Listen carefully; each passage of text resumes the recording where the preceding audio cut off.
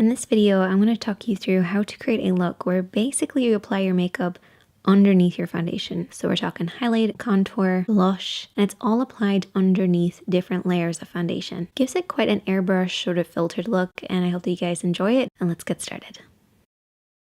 So the first thing that we're going to do is start off with a little bit of skincare. Bear in mind, this is going to look like it's sponsored by Pixi. It's not. I just love their products at the moment. So this is the Rose Tonic, and oh, I love this so much.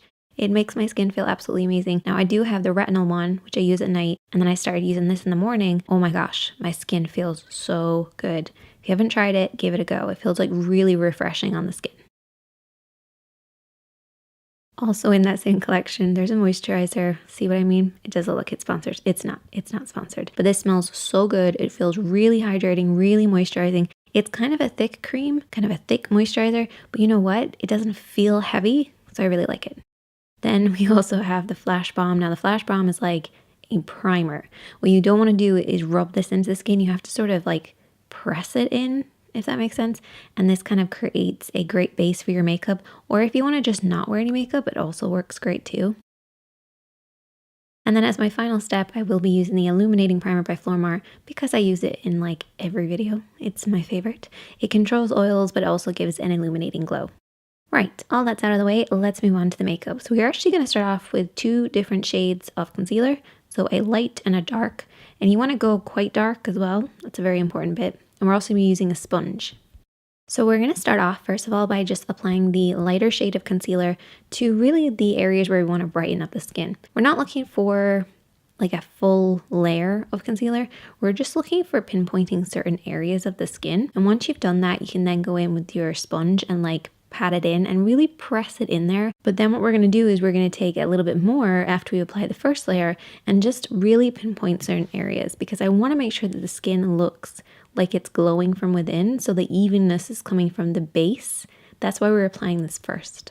And often you see makeup tutorials where we're showing you guys how to apply something and then we blend it and then it's the next step, when in reality you probably do need to go back in and add a little bit here and there, and that's basically what I'm doing here, pinpointing certain areas that I want to brighten.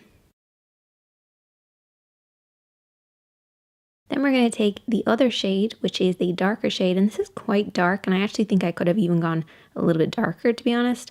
And because we're going to be applying this with foundation over the top, we just want to go a little bit darker so it really shows up. But this will create that kind of bronzy look from within. And you can see that I'm actually tilting my head from side to side, and this is just so I can find the natural shadow and the shape of my face. You kind of have to make sure that you're working with your own natural contour rather than just creating lines on the face. And then I'm going to take an F41. So this is a bit unusual to be taking this type of brush for this, but it does make a massive difference. It's a very light, sort of feathery type of foundation brush. Absolutely love it. You'll see it a lot through this entire video. It's one of my favorites because it creates an airbrush soft finish. It's very delicate in a way. So it's a very delicate finish, but it really blends everything beautifully. Don't worry if it looks a little messy, because next we're going to take our foundation. So this is a lightweight medium coverage foundation. You really want to make sure you're only using a very small amount. I pumped a little bit on the back of my hand, and a little goes a long way because this is only our first step in the foundation routine. So this is going to go over everything we've already applied, and you might be like, Sinead, that was pointless. No, I promise you, it really glows from within. It's very subtle and understated. That's what this entire look is about.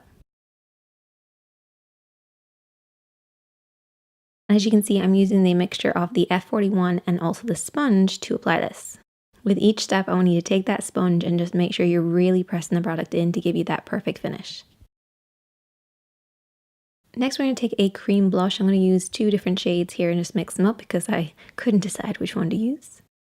And we're using an F41 again. This is the smaller sort of travel size one. I actually didn't realize this was also an F41 until I started using it, but it feels so amazing on the skin. It's like literally like feather touch. It's perfect for applying cream blushes because it won't disturb the makeup underneath because it's so sheer and light on the skin, but it applies the product beautifully. Next, we're going to take a liquid highlighter, and we're basically applying this with that same brush again. And just apply this wherever you want to. We want to give it that really subtle hint of like glow from within. So that's what this is all about. Just make sure that you're using the right type of highlighter for your skin type.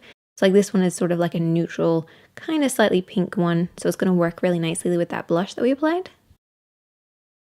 We're then going to take another type of foundation. So this is a powder foundation. What this is basically going to do is it's going to seal everything in place for us that we've already applied. If you haven't tried this foundation, you need to. What are you doing with your life? I love it so much and I highly recommend it. So we're going to be using that same brush that we were using before, the F41. I did clean it. It's clean though, because I don't like to use like liquids and then powders if I can avoid it.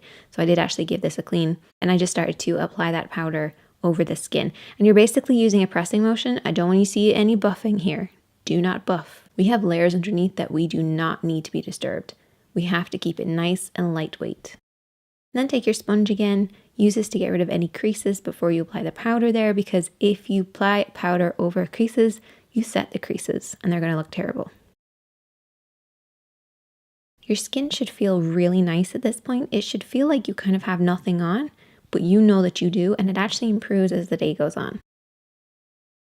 Now I am going to be taking a powdered bronzer and applying this over everything we've already applied, mostly because I love this shade. It's got a nice subtle hint of warmth to it, but it's not over the top. I'm using the F41 that we applied the foundation with. And you can see I'm tilting my head, and this is just to catch the natural contour of the face. I'm also going to bake, because I do find with this particular look, you kind of need to bake with it. Because all the products are underneath the foundation, sometimes that can mean that it goes a little bit oily as those kind of things come to the surface. So I do find you have to kind of pinpoint certain areas like around the nose or the jawline, anywhere where you have excess shine. And while that's on there, let's just do the eyes real quick. I'm doing a really subtle look. This is the Alluring Nude. Is that what I'm saying? We're going to start off with the lightest shade first of all, and just apply this all over the lid. This is really just a quick look. I just want to define the eyes ever so slightly. And then I'm going to take the next shade, which is sort of a warmer shade, just on a blending brush and work that back and forth in the crease of the eye. Super quick and simple, just adding some dimension. And you can also take a little bit of the darker shade then and just sort of add a little bit more of that.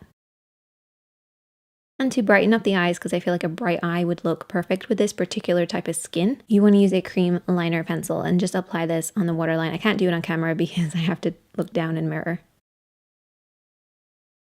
And then just to add a little bit more definition, I went in with a brown liner.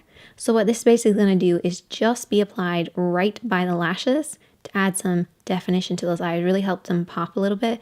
You could use black if you wanted to, but honestly I feel like brown is just a lot softer. Then a lot of mascara. You need a lot of mascara and even false lashes with this particular look, because you really want to make sure that the eyes are popping. At least that's how I feel. So I did apply some falsies too. And as always, I apply my falsies underneath because I'm crazy. And a little trick to make sure that your lashes look really kind of natural is to apply a very small amount of mascara on them. I know, breaks the rules. And then take a clean spoolie and very softly sort of kind of mess up your lashes, if that makes sense, just to give them more of a real feel so they don't look like you have just lashes on, if you know what I mean. Then you want to brush off your baking powder, and then I'm going to do the brows. So lately I've been doing my brows last because I find if I do them at any other point, they just never turn out right. So I'm going to take a liner. So this liner is basically for the eyes, but I'm going to use it to create tiny little hairs right next to the ones that I already have. You do need to set this then in place with a waterproof gel. This ain't going to stay on there. It's not designed for the brows, but it does really work for adding some definition without going overboard. And then on the lips, I went for like a velvety lip, which, hey, make sure you apply lipsticks with lip brushes, because I never used to do it, but it makes such a difference. It like totally transforms the way that you apply. And there you go. Really kind of subtle airbrush sort of filtered effect. It looks great as the day goes on, I find, but if you do have oily skin, you might want to make sure you have powder handy. But there you go. Hope you guys enjoyed it. Hit that like button, hit that subscribe button, and I'll see you in the next one.